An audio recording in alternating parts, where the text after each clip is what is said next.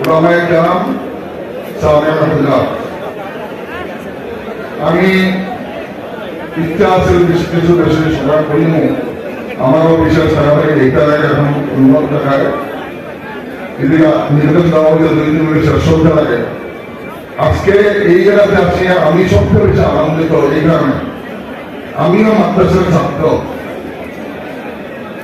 আমি প্রায় 59 বছর আগে ফিক্স করছি, 59 বছর আগে, প্রায় 60 বছর হওয়ার পরে আপনি যে গর্বিত সিনিয়র মাদ্রাসা হাইলাকান্দি হযরত মাওলানা আব্দুর রহমান সাহেব ছাত্র হিসাবে আমি গর্বিত।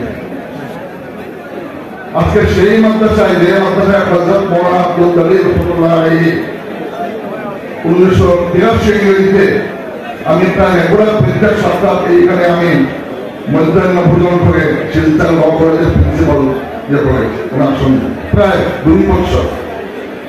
আমি গর্বিত এই জন্য যে মাদ্রাসার ছাত্র হয়ে মাদ্রাসা পরে আমি গর্বিত। আমি মনে করি যে মাদ্রাসা আজকাল সবচেয়ে বেশি প্রচলিত শব্দ কি হয়েছে যে মাদ্রাসা সন্ত্রাসবাদী জন্ম দেওয়া হয়, মুসলমান ইসলাম সন্ত্রাসবাদী এই ধরনের কথা বলা হয়।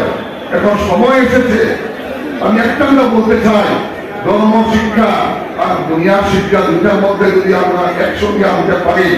আজকে দেখেন ভারতবর্ষে বিভিন্ন আইন হয়েছে, আইন হওয়ার পরেও দেখা যায় বিভিন্ন সময় আর বিভিন্ন আমরা ভাব করি আর বেশি গুণা করি, বেশি বেশি আমরা অফেন্স হয়, যত বেশি অ্যামেন্ডমেন্ট হইতেছে এত বেশি আইন ভঙ্গ হইছে। কারণটা কি?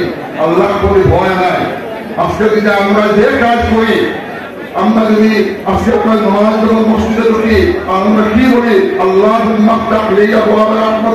আল্লাহ এখন মসজিদে ঢুকেছি আমার জন্য তুমি তোমার রহমতের ব্যবহার করে দেও। আমি এখন একমাত্র মুসল্লি, আমি সম্পূর্ণ তোমার বললি, তোমার কাছে আমি জামিন করেছি। আমি উকিল নয়, ডাক্তার নয়, কন্ট্রাক্টর নয়, শিক্ষক নয়, এখন একমাত্র মুসল্লি। আমি তোমার কাছে আত্মসমর্পণ করেছি, আত্মসমর্পণ করেছি, সব কিছু সমর্পণ করেছি। যখন বাইরে চলে আসি আমি কি বলি আল্লাহ আমি উদাহরণ করি, ডাক্তারি করি, কন্ট্রাক্টারি করি, আল্লাহ তুমি আমার এলামন্দি হোক বর্তমান দেওয়া।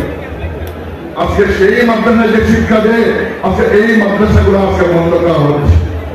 আমি যেহেতু আইনের ছাত্র, এই মাদ্রাসা আজকে এই মাদ্রাসার এই যে অবস্থা আমি নিজে জড়িত মাদ্রাসার সঙ্গে গত 23 তারিখ 23টা শুরু করে পেন্ডিং ছিল, কোনো খেলা হয় নাই। আগামী 30 তারিখ আমার 30টা আছে। আমি সবাই কাছে অনুরোধ করতেছি দোয়া করবেন যদি 30 তারিখ আল্লাহ তাআলা আমাদের পেশা আমাদের পক্ষে যায়, যদি পক্ষে যায় আগে সেই গর্ব সেই হযরত মাওলানা আব্দুল সাহেব হযরত মাওলানা আব্দুল সাহেবের যে স্মৃতি যেগুলো ছিল সেইগুলো আমরা পুনরায় সেটাকে পাবো। দোয়া করবেন আল্লাহ তাআলা আমাদের পেশাকে ভালো করে। আমি আমার জন্য দোয়া করবেন।